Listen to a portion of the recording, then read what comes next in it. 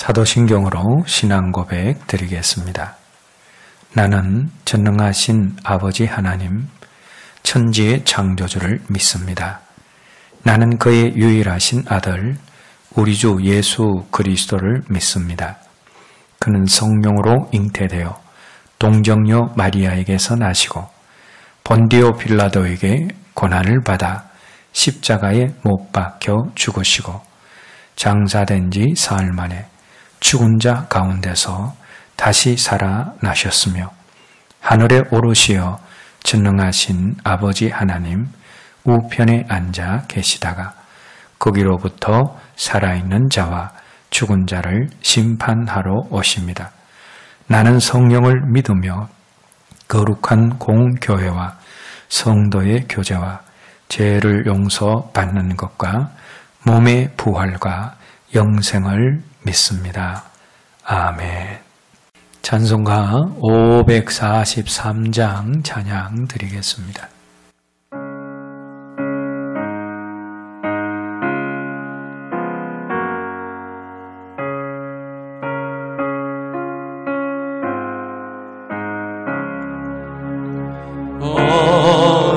어려운 일 당할 때 나의 믿음 적으나 의지하는 내 주를 더욱 의지합니다. 세월 지나갈수록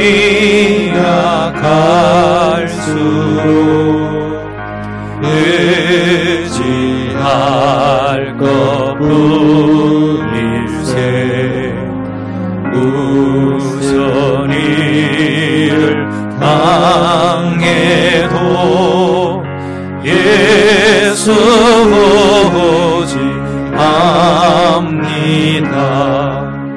성령께서 내 마음 밝히 비춰주시니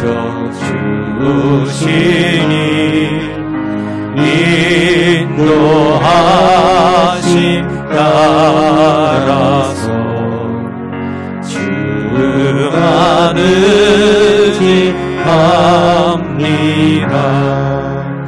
세월 지나갈수록 의지할 것뿐일세. 무슨 일을 당해도 예수 의지합니다. 밝을 때의 노래와 어두울 때의 기도로 위태할 때 도움을 주께 간구합니다. 세월 지나갈수록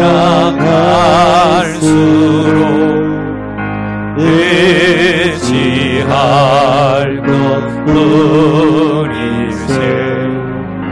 무슨 일을 당해도 예수 오직 합니다. 생명 있을 동안에 예수 의지합니다. 천국 올라가도록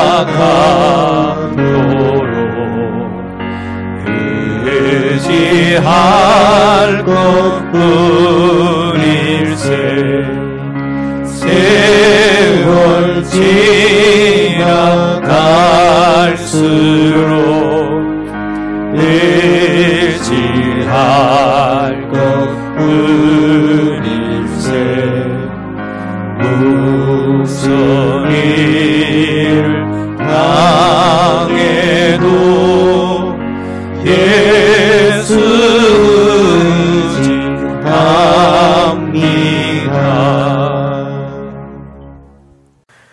이 시간 우리에게 주시는 하나님 말씀은 출애굽기 10장 21절에서 23절 말씀입니다.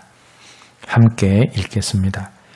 여호와께서 모세에게 이르시되 하늘을 향하여 내 손을 내밀어 애굽 땅 위에 흑암이 있게 하라. 곧 더듬을 만한 흑암이니라. 모세가 하늘을 향하여 손을 내밀매 캄캄한 흑암이 3일 동안 애굽 온 땅에 있어서 그동안은 사람들이 서로 볼 수 없으며 자기 처소에서 일어나는 자가 없으되 온 이스라엘 자손들이 거주하는 곳에는 빛이 있었더라. 아멘. 이스라엘 백성들이 출애굽하기 전까지 애굽 사람들이 10가지 재앙을 겪었는데 여러분들이 만약 애굽 사람이라고 가정하였을 때 10가지 재앙 중에 한 가지만 택할 수 있다면 여러분들은 어떤 재앙을 택하시겠습니까? 많은 사람들이 오늘 본문에 나오는 3일 동안 흑암 속에 사는 이 9번째 재앙을 택할 것입니다. 왜냐하면 10가지 재앙 중에서 가장 강도가 약한 재앙이 흑암 재앙이라고 생각하기 때문입니다. 그런데 애굽 사방 천지가 흑암으로 변했다라는 것은 사람들이 불이 오지 않아 며칠 동안 불편하게 지냈다라는 그런 정도의 이야기가 아닙니다. 애굽에 많은 신들이 있었지만 그 중에 최고의 신이 바로 태양신인 라입니다. 애굽의 왕인 바로가 이 라의 아들로 숭배된 것을 보면 애굽 사람에게 있어서 신 중의 신이 바로 태양신 라입니다. 그런데 애굽 사방 천지가 어둡게 변했다라는 것은 애굽에서 섬기는 최고의 우두머리 신이 힘을 잃고 결박을 당했다라는 뜻입니다. 자신들이 섬기는 최고의 신이 결박당해 꼼짝달싹 못하고 죽은 것 같이 되었다 생각하면 얼마나 두렵겠습니까? 그리고 오늘 본문 10장 21절 말씀에서 애굽에 임한 흑암을 더듬을 만한 흑암이라 표현하고 있습니다.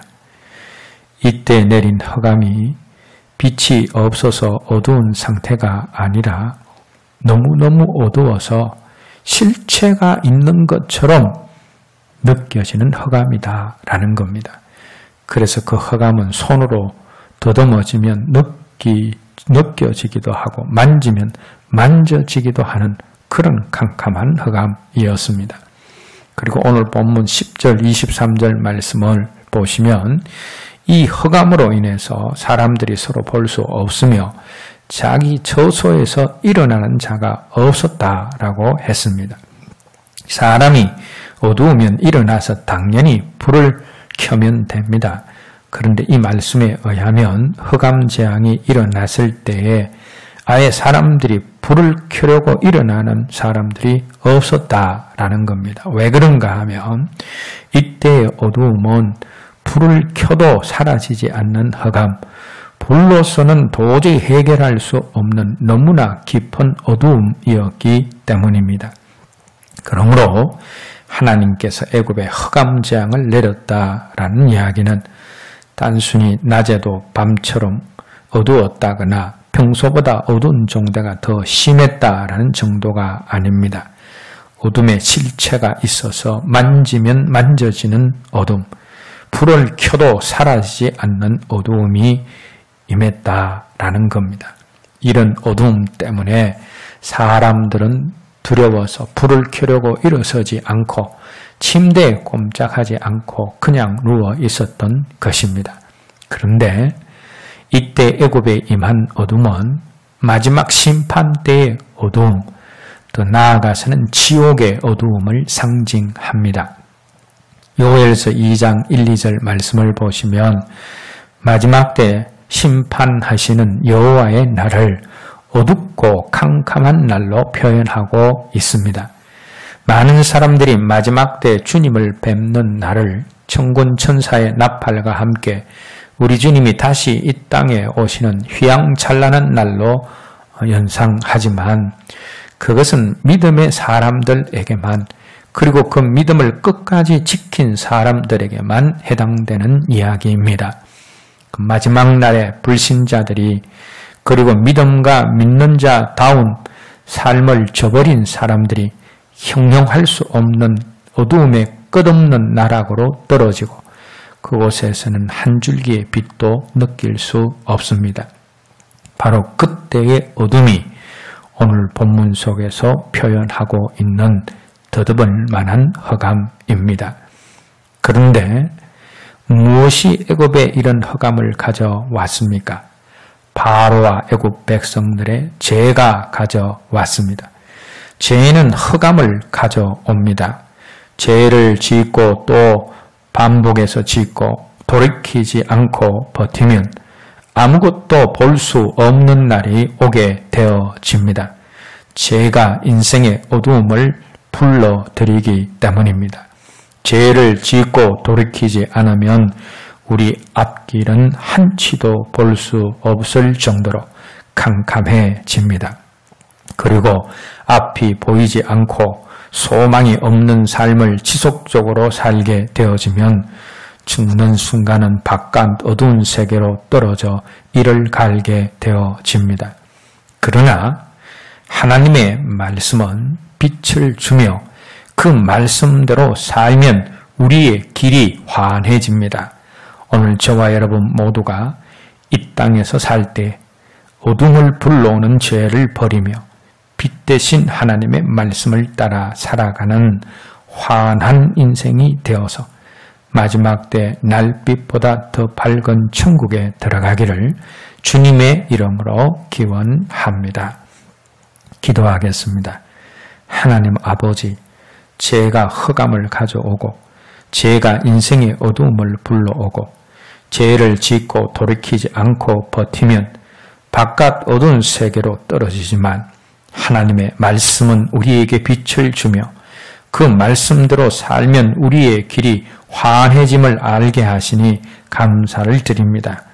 오늘 예배드리는 우리 모두가 어둠을 불러오는 죄를 버리며 빛 대신 하나님의 말씀을 따라 살아감으로 이 땅에서 환한 인생을 살다가 마지막 때 날빛보다 더 밝은 천국에 들어가는 저희들이 되게 하여 주시옵소서. 예수님 이름으로 기도드립니다. 아멘. 주님 가르치신 기도로 기도하오니 하늘에 계신 우리 아버지, 아버지의 이름을 거룩하게 하시며 아버지의 나라가 오게 하시며 아버지의 뜻이 하늘에서와 같이 땅에서도 이루어지게 하소서. 오늘 우리에게 일용할 양식을 주시고 우리가 우리에게 잘못한 사람을 용서하여 준 것 같이 우리 죄를 용서하여 주시고 우리를 시험에 빠지지 않게 하시고 악에서 구하소서. 나라와 권능과 영광이 영원히 아버지의 것입니다. 아멘.